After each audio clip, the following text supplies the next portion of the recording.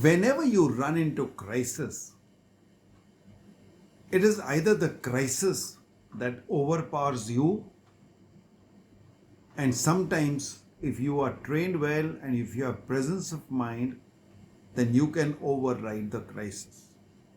And this only happens when you have a great relationship with this wonderful resource in your life called time. Would you like to know how?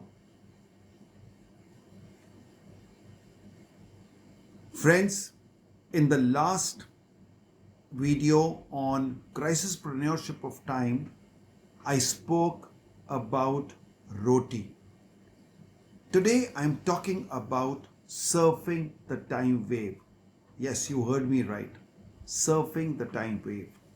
Now the analogy is that in a wave there are rhythms. There is a pattern.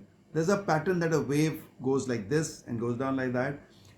If the tide is high, it may go up a little higher. Low tide, it goes lower. But the pattern is the same, only the intensity may go up and down. It may vary. Same thing happens with time. Time also has a pattern. You're expecting something to happen, your daily routine, it happens every day like that. But there's sometimes when this pattern gets broken, just like the waves. When a storm comes, a tsunami comes, that pattern is broken.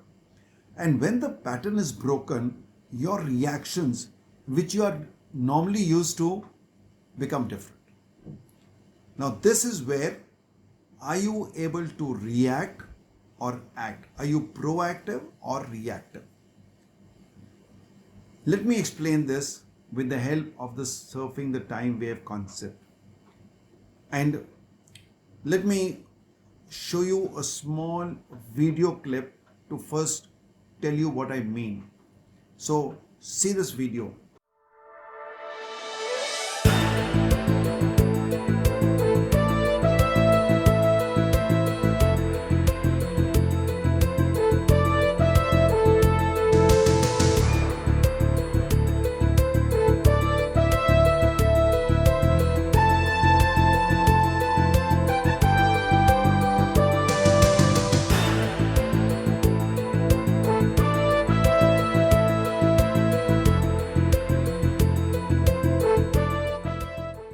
I hope you got the essence of what I'm saying.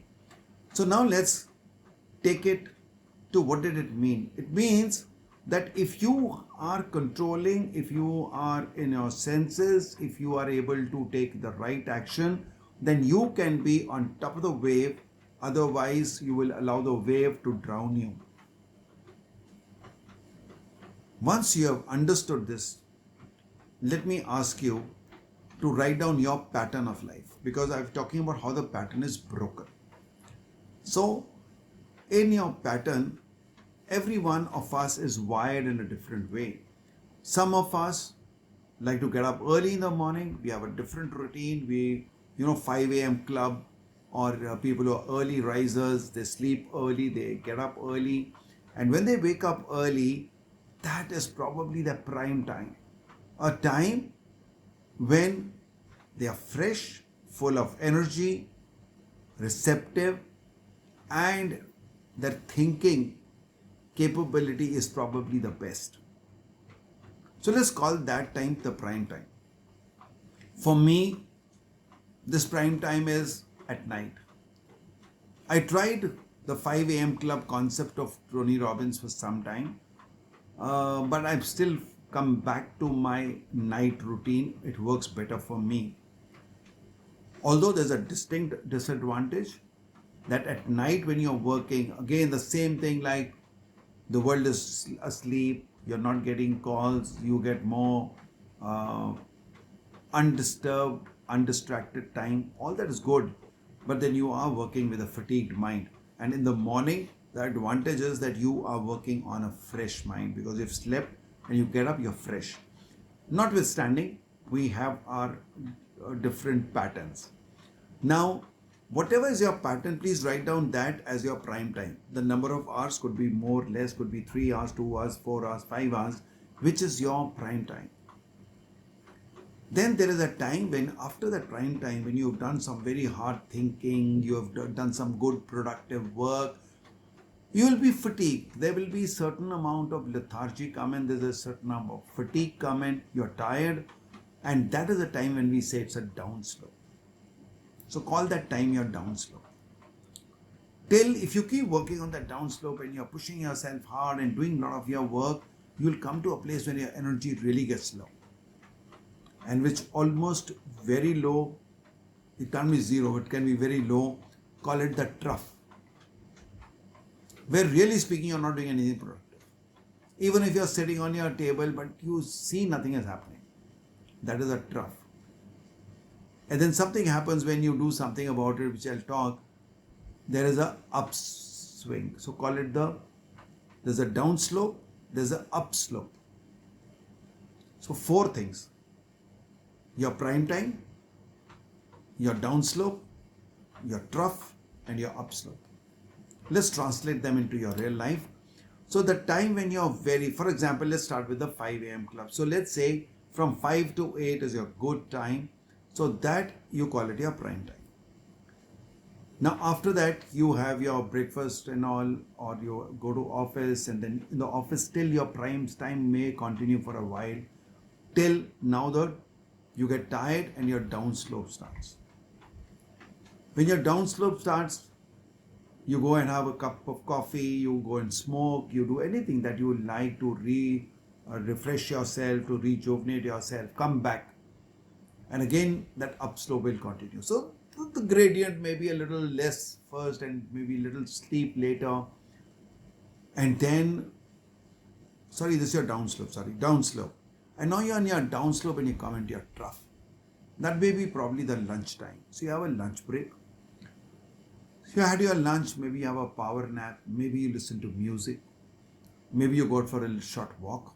If you're in the office, you may go down, people go down to the cafeteria or go down to a shopping mall or something, come back.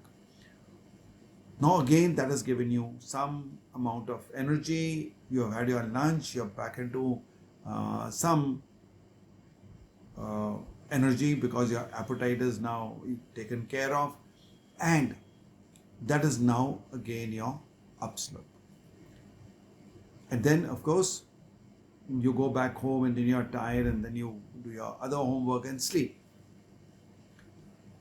Now from the time management point of view, when you do your daily routine and you're doing your chunks, which I talk about in productivity, you chunk all your very important jobs, which if you take the JAR principle, which you may have heard of, and if you're not, please look at the description below, and I've given you the link of the YouTube video on the JAR experiment. Just have a look at it, and you may have seen many of them, but this is the best one. So have a look at that to understand what I'm saying, that these are your big rocks. So do your big rocks, do your most important jobs, do your achievement tasks in that prime time. Then is your downslope. Downslope is a time when you return your calls, check your mails, pay your bills, all these type of things which don't require any mind space. But you have to do them in the day. Do that. Okay. Then you come to your lunch break and all, and then you want to now work on your upslope. Upslope is now you do your second priority jobs. Downslope was really low jobs. Upslope is a little better. Between your downslope and your prime time is upslope. And this is the time when you can do your team calls, you can do some conferences, you can do, anything that requires mind space, you need your energy, but it is not that important where your thinking and all is the highest, where you need solace, when you need absolute time to yourself. So this is the way that you use your time properly, and you will be able to get the best out of it. So guys, I hope you liked. This was the 4th one. So if we go through the 5 key elements of entrepreneurship of time, crisispreneurship of time, we have talked of first the hourly worth, then roti, Then we are talking of surfing the time wave. And now in the next episode, I'll be talking about compounding of time. And that's my most favorite. That is the most magical. So do tune in to see the next video. Don't miss that, because that is a very, very important one. And that is something that you will not find on Google. It has not been talked about. It has not been written in any book. And I have a very good friend of mine, Michael Podolinsky, who has been teaching productivity for 37 years in 37 countries. And when I discussed with him, he said, Sushil, I've never thought of this. In my 37 years, I have never thought of this. And can I start using it in my workshops? And I'll quote you for it. That is a big compliment. And he's a good friend of mine, and I learn a lot from him. He's really, really a productivity guru. So I'm going to put his name and his LinkedIn and his website address for you to go and have a look at. So if you're looking at productivity, he's really a productivity guru. I learn a lot from him. Thank you very much. Do write in your comments. Let us know if you have any questions, and keep liking, commenting, and sharing. That is the way we'll be able to spread the message of time consciousness in the world. Thank you very much for listening in.